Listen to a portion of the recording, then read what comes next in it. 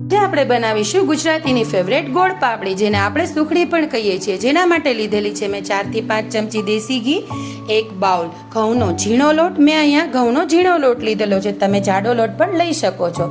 ત્યારબાદ મિશ્રણ બ્રાઉન કલરનું થાય એટલે એને ગેસ પરથી નીચે ઉતારી અને એમાં આપણે 1 ચમચી સૂંઠ પાવડર નાખીશું. ત્યારબાદ મિશ્રણ થોડું વધારે ઠંડુ થાય પછી તેમાં 2 થી 3 ચમચી ગોળ નાખીને મિશ્રણને સારી રીતે મિક્સ કરી લઈશું.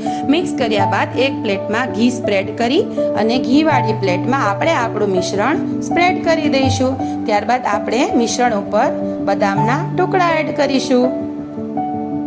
ત્યારબાદ મિશ્રણ થોડું ઠંડુ થાય એટલે આપણે એના પીસીસ કરી લઈશું. પીસીસ કર્યા બાદ આપણે ગોળ પાપડીને સર્વિંગ પ્લેટમાં સર્વ કરી લઈશું. તો રેડી છે આપણી સોફ્ટ ગોળ પાપડી.